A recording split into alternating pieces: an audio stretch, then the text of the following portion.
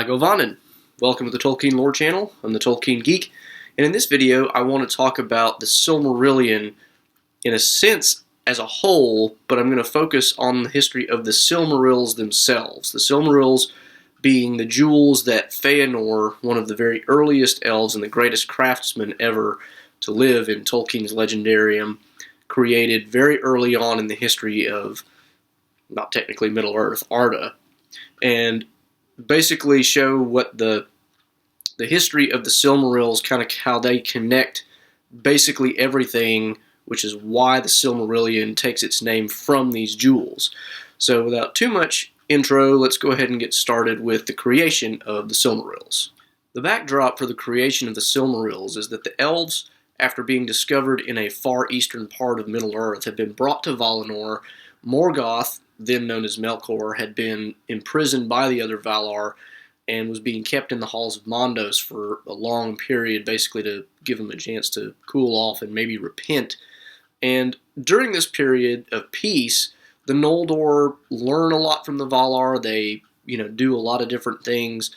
And the family of the elves that we're most concerned with, the Noldor, being more focused on learning and craftsmanship and that sort of thing, they spend a lot of time with the Valar Aule, who is the smith god, essentially, in the Legendarium. And they learn about a lot of different things. They create languages, but they also come to create gemstones. Depending on which stage of Tolkien's writings you look at, their exact role in the creation of gems is a little uncertain, and part of the problem here is that the Silmarillion never reached total completion because he was always kind of working on it, and so it's not really clear where his his mind ended up on that subject. But one way or the other, they either create gems out of essentially other materials, or they at least come up with the idea of making gemstones out of the raw materials that we would consider gems. And so at this point, they start, doing more and more beautiful gemstones and whatnot. The son of the leader of the Noldor is named Fëanor. He is the one who creates the Silmarils, and he's the greatest craftsman of them all. And eventually, what he does, he takes the best materials that he can find. He also takes the light from the two trees of Valinor, which I'll have to do a video on that eventually at some point. But he takes the light of the two trees, some very good materials, combines these to create three gems called the Silmarils, and they actually contain within them the light of the trees of Valinor, which, just as a reference, is basically the light source before there was a sun and moon in Tolkien's mythology. So these are considered the greatest works of the elves ever made, and there's a lot of works of the elves to be considered, so that's saying something. These, of course, are considered his most prized possession as well, and he puts a lot of effort into making them. After he creates the Silmarils, Morgoth, or Melkor, is eventually released, at least briefly, on the grounds that he seems to have repented, and he's basically kind of kept on a short leash, kind of a, not exactly house arrest, but basically the Valar are keeping an eye on him to make sure he doesn't get in any more trouble. And he is enamored by gemstones, and the Silmarils in particular. He's jealous of the elves because the elves are loved by the Valar. He basically wants to ruin their lives, and he wants the Silmarils because they're that awesome. So he concocts a plan, and the part of the plan that gets going first is he has to kind of sow the seeds of discord. And once he starts sowing those seeds, things go downhill. So let's talk about exactly how he does that and what the result is. Morgoth has two first goals that he has to attain for his entire plan to come off, and those are sowing the seeds of distrust between the elves and the Valar, and also sowing the seeds of distrust between Fëanor and his brothers. Fëanor was the firstborn son of Finwë, the king of the Noldor, and in giving birth, his mother died. And dying for elves, of course, doesn't mean they permanently die, but for whatever reason, she essentially never decides to reincarnate. She just kind of goes into something akin to a permanent comatose state, and never really comes back. So Finwë eventually marries again and has two other sons, Fingolfin and Finarfin. Part of Morgoth's plan then is to sow the seeds of distrust between Fëanor and Fingolfin, the elder of the two other sons, by getting Fëanor to believe that Fingolfin wants to basically usurp his place as the rightful heir. So that gets started, and meanwhile he's also spreading lies amongst all the elves, trying to get them to believe that the Valar brought them to Valinor so that men could rule Middle-earth. And he's trying to paint the idea that elves really should have been in Middle-earth, ruling their own kingdoms, being their own masters, and this sort of thing. Most of the elves reject this, but even the ones who reject it do kind of, especially Fëanor and some of the Noldor, they do to some degree kind of imbibe the lies, and they can't quite think objectively anymore. And so what ends up happening, Morgoth eventually does steal the Silmarils. There's kind of a long story just behind that, and I don't want to get into all of it, but he starts out by killing Fëanor's father and then robbing a huge hoard of gems, but especially the Silmarils, and escapes, while Fëanor and other elves are at a feast day with the Valar. And there's a lot of, at some point, that feast day also involved the reconciliation of Fëanor and Fingolfin, but then when they discover the theft of the Silmarils and the other jewels, things kind of fall apart again, but more so with regard to the Valar, because the Valar are trying to tell the elves, don't go after Morgoth, stay in Valinor, we can take care of him, but Fëanor and some of the other elves start to remember some of the things that Morgoth was telling them, and remembering, maybe these Valar really are trying to just keep us here. And so Fëanor and his sons, and some of the other Noldor as well in the other two branches of the lead family, they determine they are going to go to Middle-earth and basically disobey the Valar. And what comes of that is the Oath of Fëanor, which he and his sons take. They swear an unbreakable oath, which basically says that anybody who keeps a Silmaril from them will be treated as an enemy, whether they're elf, man, other mortal race, or Valar even. If a Vala keeps the Silmarils from them, they will be treated as an enemy. So it's a very serious oath, and it gets a lot of trouble started. And one of the first things that ends up happening because of this is they try to leave Middle-earth, and they don't have any ships, and there's a huge ocean between Valinor and Middle-earth, except for one location far in the north where there's really, really narrow sea, but it's frozen and hard to cross. So they ask the Teleri, some of the other elves, for their ships, because they were the shipwrights and they had more affinity for the ocean than the other elves. The Teleri reject it. They say, no, we're going to stay here like the Valar asked. And so Fëanor and his sons start actually trying to kill the other elves to steal the ships. And this is kind of the first fruit of that Oath of Fëanor. This, of course, leads to all sorts of things, because as a result of that, Mondos ends up coming to them before they actually leave Valinor entirely, and basically says, because of what you've done, you're essentially going to be riddled with treachery, basically is what it comes down to. I mean, he basically says that in all your efforts to defeat Morgoth, the worst enemy you're going to have is yourselves. Treachery will be your downfall. And of course, that starts almost instantly. Fëanor and his sons leave Fingolfin and his elves, his followers, behind. Finarfin didn't even end up going with them. He went back to Valinor and basically begged for pardon. Fingolfin, though, eventually also makes it to Middle-earth. But the Silmarils at this point are in the hands of Morgoth, who creates an iron crown to put them in. And part of the reason he does that is when he holds them, because of the Silmarils containing the light of the trees, they essentially burn the flesh of any impure or evil thing. So he can't really hold him. He puts him in a crown.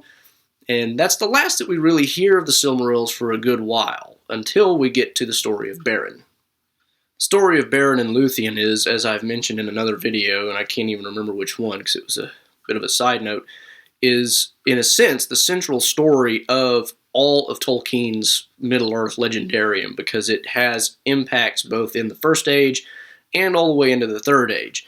And that's kind of where this video is going. So, Beren, of course, is a man who ends up falling in love with Lúthien, the daughter of an elven king in Middle-earth.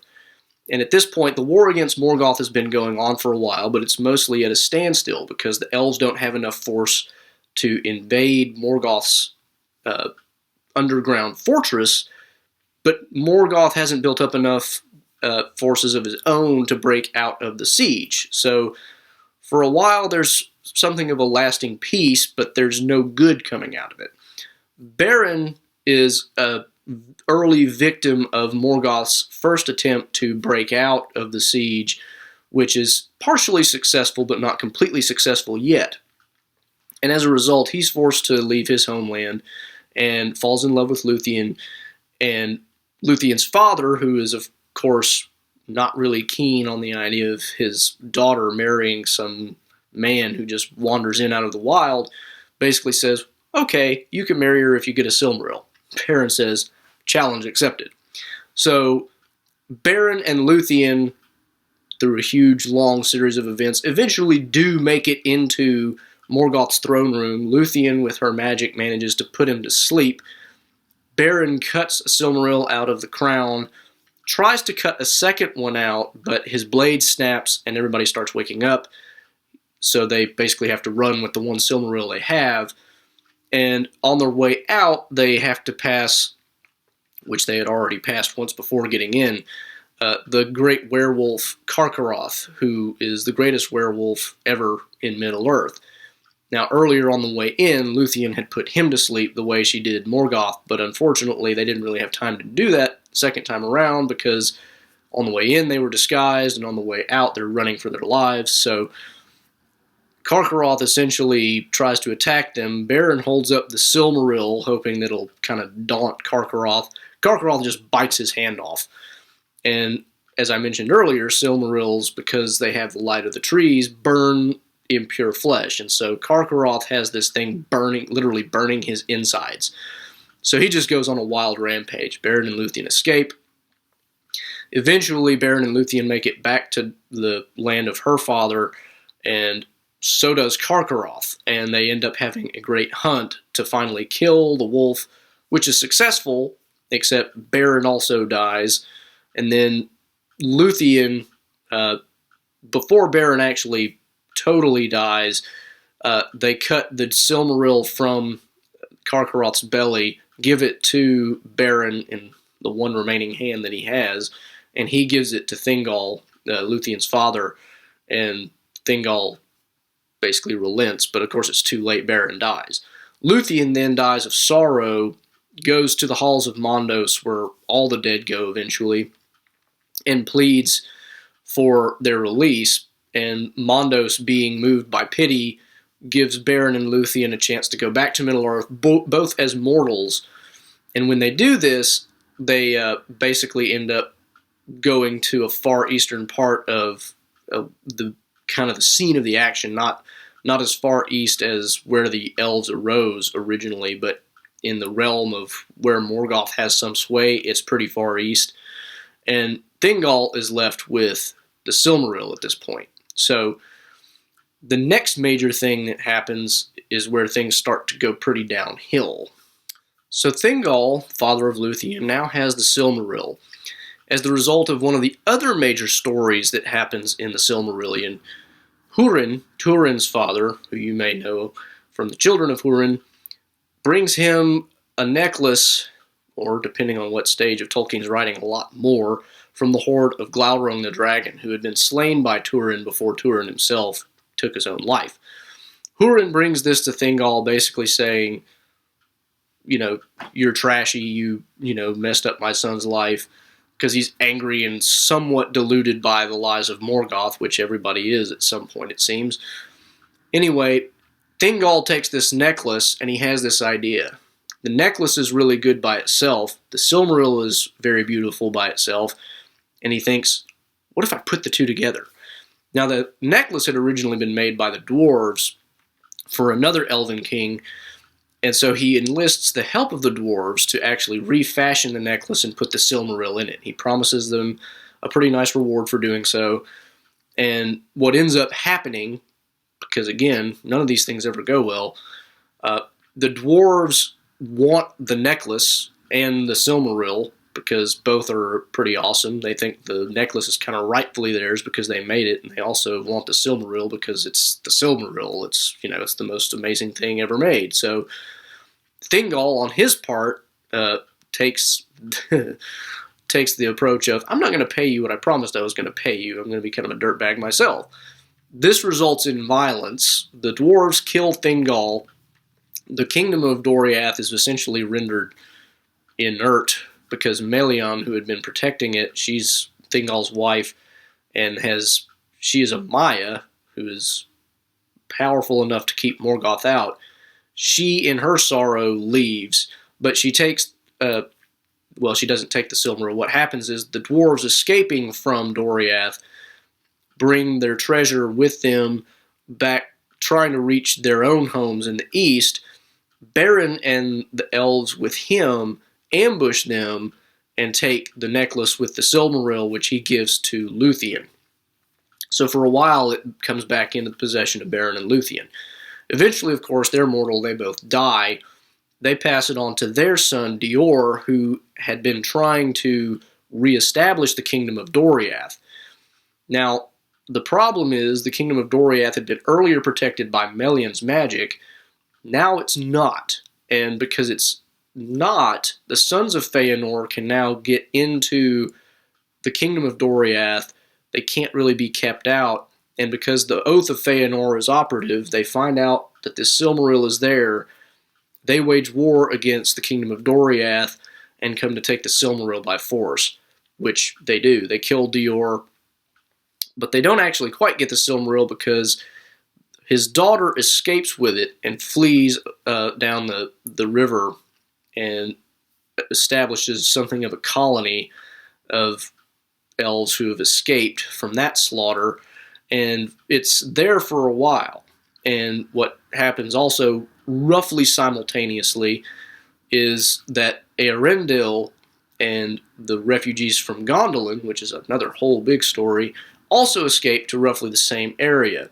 Eärendil eventually marries Elwing.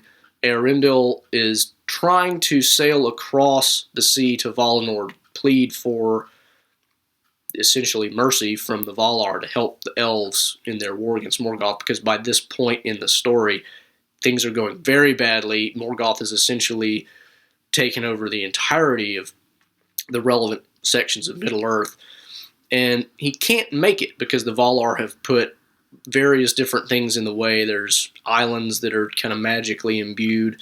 There's seas that are virtually impossible to navigate. Basically, they've made it impossible for anybody to get there. So Eärendil and many others before him have no luck.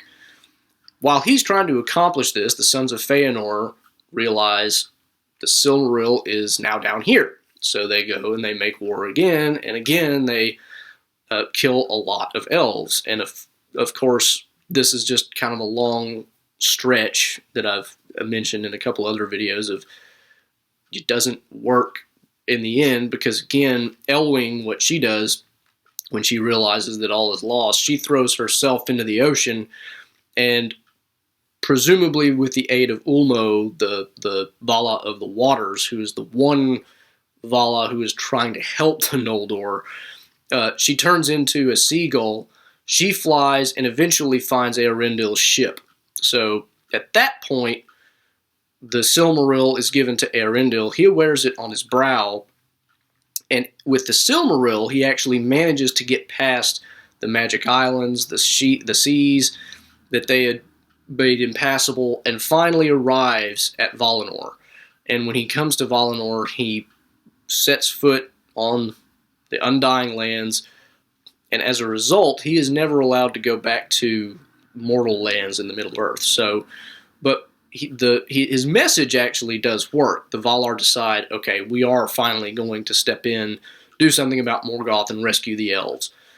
Since Eärendil can't go back to Middle-earth, what they do is they say, you and Elwing can take your ship, and we're going to hallow it such that it can fly in the skies.